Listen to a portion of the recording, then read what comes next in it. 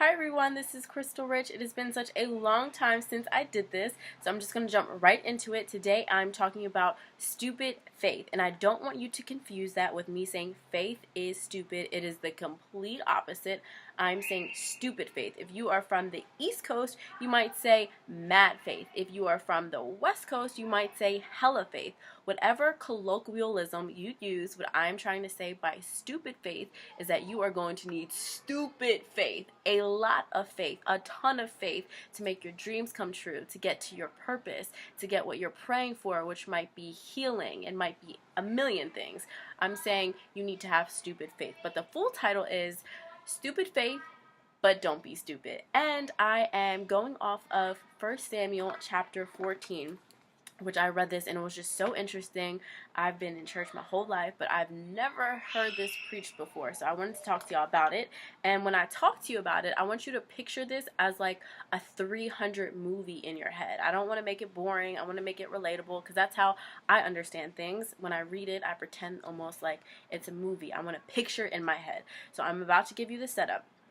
There are two people about to go to war, okay? It's the children of Israel, and they are God's chosen people, and the Philistines. Now, the Philistines, they have everything that they need for war. They have weapons, they have chariots, they have spears, they have knives, everything. The children of Israel, get this, have nothing. And if you don't believe me, go back to chapter 13 verse 22 when they said they have no weapons. Like, picture that in a 300 movie. Like, one side, the enemy side has all the weapons, and then the other side has nothing, and they're the side who, you know, they're the chosen side, they're supposed to win. Like, God, how is this supposed to work? I don't understand. Okay, so King Saul had a son named Jonathan. Now, Jonathan, the son of King Saul, snuck out the house. He went through the window, snuck out the house, and went to the Philistines. Like, it just makes no sense. Like, he's being really stupid. And when I say stupid here, I'm literally saying stupid, like dumb. Like, how dumb is that? It's like if you have a kid and they sneak out and they're going somewhere that can possibly cause them danger, that becomes dumb. Okay, so that's how I originally thought of it when I read this. Now, when he's on this journey to go to the Philistines, he ran into his first obstacle. Now, that is in verse 4, so I'm going to read that to you. It says, "And between the passages by which Jonathan sought to go over unto the Philistines' garrison," a garrison is where troops stay during a wartime, where they camp, "there was a sharp rock on one side and a sharp rock on the other side. The name of one was Bozez, and the name of the other was Sana." Now, if you wake up and you go in your driveway and you see two little pebbles, you're not going to name them, "Oh, this is raised, this is Daisy." You're not going to do that because it's insignificant. The reason that we know the names of these huge rocks is because just that, they were huge, they were massive. If I were to name them, it will be Mount Everest means Mount Everest meets you're not going to make it. So that's what he was facing. That was his first challenge. So in verse 6, we learn that he's traveling with someone. They call him the armor bearer, and he's just a kid carrying all of Jonathan's armor. So I decided, since we don't know his actual name, I'm just going to call him the intern, because we all know the struggle. So Jonathan is with his intern, and when he sees these rocks, he figures, like, I need to at least, like, let the intern know what I'm planning to do if I expect him to carry all my stuff over this mountain. So verse 6, he turns to his intern and he says, "And Jonathan said to the young man that bare his armor, Come and let us go over unto the garrison of these uncircumcised. It may be that the Lord will work for us, for there is no restraint to the Lord to save by many or by few." So there we really see his faith working. He's saying there's no limits for God. He can save the millions over here, but he still cares about the one little tiny sheep that went astray over here. That's the God that I serve. He cares about everything, big and small, okay? So he was ready for the challenge. He saw these rocks. He didn't even see them as challenges. He just saw them as, okay, this is what I have to do to get where I'm going. So he turned to his intern and said, this is what we doing. And we learned in the next verse that his intern was a real one. In verse 7, he said, "And his arm bearer said unto him, Do all that is in thine heart, turn thee, behold, I am with thee according to thy heart." So we learned that he is a real one. He has his back, and that is lesson number 1. choose the people in your circle wisely. You need people who are going to stick by you through the mountains, through the obstacles, through the challenges in your life, and not run away. And mind you, he was carrying his armor. So if they can't carry anything, if they can't contribute to anything, if they can't even give you words of encouragement, then why are they in your life, really? Just think about that for a second. All right, moving on. Verses 8 through 11, Jonathan gives the intern instructions. And his name really isn't intern, it's just what I'm calling him. He says, if they say, which is the Philistines, wait, then we wait. But if they say, come over to us, then we're going to go. So pretty much they're going to do whatever the Philistines say once they make themselves visible to them. If they say wait, we're waiting. If they say come, we're going. So he's telling him the instructions. Now, let's go down to verse 12, and I want to read this to you. All right, so it says, and the men of the garrison, the Philistines, answered Jonathan and his arm bearer and said, come up, and we will show you a thing. All right, so when I first read this, it took me to the movie It with the clown in the sewer, and he's like trying to lure people in. And do you remember the internet went crazy, and all these memes were created, and the one that stuck out to me or resonated with me was when the clown was in the sewer and he was like, hey, I got enough money to pay your student loans down here, and the person like was quick to go in the sewer. That's what they were pretty much trying to do. So the Philistines were trying to lure Jonathan and the intern to them. And you can also say that they were mocking them because there was a huge rock, 2 huge rocks. They didn't get over the rocks yet. So they're probably thinking, if you even make it over the rocks alive, then we'll kill you. But come over here and we'll show you something. They didn't even show them or tell them what they would show them. They just said, come over and we'll show you a thing. So they were mocking him, right? However, verse 12 goes on to say, verse 12 did not end there. It said, and Jonathan said unto his armbearer, aka intern, come up after me, for the Lord hath delivered them into the hand of Israel. Now pay attention to that. That is lesson number 2. This is so important. Did God deliver them into the hand of Israel yet, the Philistines, with all the weapons? No. However, Jonathan was speaking as if he had already had the victory. He said, the Lord hath delivered them into the hand of Israel. So he was speaking as if it already happened. Hello, that is what I'm calling stupid faith. That's what I'm calling mad faith. That's what I'm calling hella faith. If you speak proper English, that is what we are calling a lot of faith. He was speaking as if it already happened, and it didn't happen yet. And the thing is, it's this whole troop of army people with all these weapons, and him and a little intern, and he's like, he already gave me the victory. It's already done. Like, what? That is stupid faith right there, and that is what you need. I don't care if it's you, singular, versus all your company at work, all your co-workers at work. I don't care if it's you versus all the kids at school. I don't care who the battle is against. You need to speak as if it has already happened. The battle might not even be against a human person. It might be against sickness.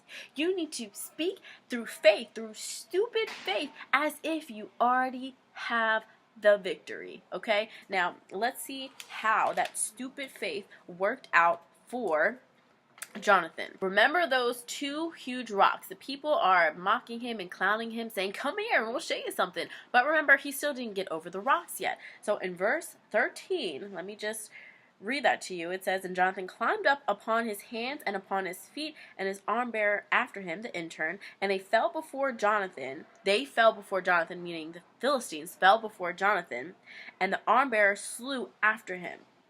So, the same people who were mocking him, right? They were so shocked that he actually made it through the first challenge, which was the mountain, the big, huge rock. He made it over with such physicality and such vigor, and his intern, who is carrying all that stuff, made it over too. It was like an impossible feat, but he did it. They were so shocked at that they were standing there pretty much in awe, and they were like paralyzed. They were like, oh my God, what the heck just happened, right? And because of that, Verse 14 tells us that Jonathan and his intern killed about 20 of their enemies, and not just standing in one spot over an acre of land. He killed 20 of them. Just him and his intern killed 20 men because he had stupid faith. Now, how did God back up his stupid faith? Because listen, we know through the Bible that without faith it is impossible to please God. Notice it didn't say without good works it's impossible to please God. It says without faith. Faith is trust, pretty much. You trust without seeing. Like, think of a romantic relationship. If you don't have trust, what do you have? You can have love, but if he's out there cheating on you or she's out there cheating on you, what do you have? You have nothing. That's not trust. It's not faith. So God says without faith it is impossible to please me. Now, God also backs up faith. He backs up faith, and he backs up faith with works. So let's see how God backed up how he backed up Jonathan and his intern. Verse 15 says, "And there was a trembling in the host and in the fields and among all the people, the garrison and the spoilers. They also trembled, and the earth quaked, so it was a very great trembling." So, not only did Jonathan slay 20 people, but God backed him up with an earthquake that caused even more damage. Like, what crazy favor did he have just by displaying a little bit of faith? A little bit of faith. And that's what I'm calling stupid faith, because it is going to take stupid faith when no one else believes. You are going to need to have stupid faith. When someone says, yo, that's stupid, why are you doing that? You take that stupid comment and you turn it into stupid faith. You turn it into mad faith. You turn it into hella faith. If you speak proper English, you turn it into a lot of faith. Now, verse 16 through 22 is even more amazing than that. Alright, so King Saul numbered all of his people and realized that his son, not just anyone, but the person he loved the most, his son and the intern were missing, right? And when they showed up to battle, guess what happened? It's amazing. Verse 20. 14 verses 20, it says, "And Saul and all the people that were with him assembled themselves, and they came to battle, and behold, every man's sword was against his fellow, and there was a very great confusion." Meaning that the Philistines were fighting the Philistines. The Israelites show up to battle and they see the Philistines fighting against themselves because they're so confused. This guy just killed 20 of them. There was this big earthquake. Who knows how they were confused, but they were so confused that they were killing themselves. So if you have faith in God, Jesus will fight your battles for you. He will make your enemies wipe each other out. If Jack and Jill are your enemies, Jack and Jill are gonna get each other out the picture. They're gonna start arguing and you're just gonna walk right past them. That is so crazy. They show up to battle. Remember, they had no weapons. They had every reason to doubt. But Jonathan used his faith. He didn't go by what he saw. He went by what he knew. He went by what he knew God was going to do for him. That is stupid. That is what I'm calling stupid faith. And it's so crazy that God allowed the enemies to just wipe themselves out. They didn't even have to go to war. They watched the enemies kill themselves. Which of your enemies are going to kill themselves, but they're waiting for you to have enough faith? It could be a sickness. It could be unemployment. It could be a relationship. It could be anything. It could be like literal people, who are going to get out your way. People who said you can't do this, or they're blocking you at your job. Something's going to happen. And you're just going to move right on past them up the corporate ladder. How much stupid faith do you have? How much stupid faith do you have? All right. So let's get back to the text. I sound like a preacher. Okay, so I love that. But this is called this teaching is called stupid faith, but don't be stupid. Okay, so God just did this amazing thing, and it said that same day Jesus or God delivered the Israelites from the Philistines. So this amazing thing happened because of faith. But Jonathan, he got cocky. You got to be really careful not to do that, because when the Lord blesses you, you kind of feel like the HNIC. You feel like the big man on campus. You feel unstoppable. But you can't let that take away from your humbleness. You cannot allow that to make you arrogant. He was feeling himself after God blessed his faithfulness, because, you know, all of Israel was like, oh my God, because of Jonathan, we're pretty much, you know, he got us out of this crazy mess. We had no weapons. They had all the weapons, but he got cocky. So this is what happened. King Saul commanded his troops not to eat until the sun goes down, because he still had business to take care of with the Philistines. However, in verses 28 through 30, Jonathan ate some honey that was on the ground, and he tried to convince others to eat. And not only did he eat it, but he tried to convince others to do it, and he was real slick. He was like, oh, if you eat this, then your eyes will be open and you'll have more energy and blah blah blah, although he was commanded not to do it. So later on, verses 36, Saul has this great plan to go to the Philistines and, you know, maybe kill off the last couple people and take their spoil and take their food and all this stuff. So verses 36, is that the verse I'm supposed to read? No, I'm supposed to read 37. So before he went there, he wanted to talk to God, which you should do before you do anything. Talk to God about it, right? So, and Saul, 37 reads, and Saul asked counsel of God, shall I go down after the Philistines? Wilt thou deliver them into the hand of Israel? But he answered him not that day. And Saul, being smart, knew that because he was not answered, that someone had sinned. Now, that is just lesson 3. God don't bless mess. All right? If you are a man or a woman and you are praying for your future mate, but you out here hooking up with everyone on Tinder, who's blessing that? Who's blessing that? You know, you have to live, you know, yes, we have forgiveness through Jesus, the blood of Jesus and all that, but if you want the fullness of God's blessings here on earth today, you need to live right and you need to do things properly. So we are going to skip down to verse 41, and Saul knew someone had sinned and he wanted to find out who was guilty. So this is the Old Testament version of Mari, where they're like, and the lie detector test determined.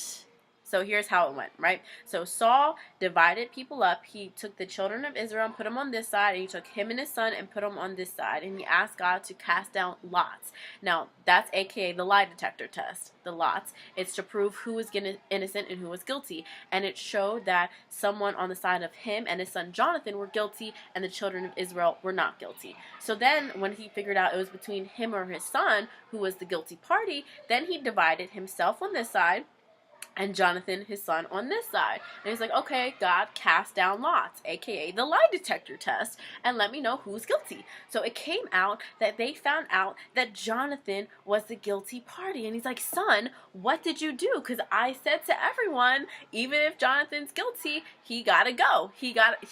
That kind of go. He needs to go. So he told him that he ate. He ate when he told him not to eat.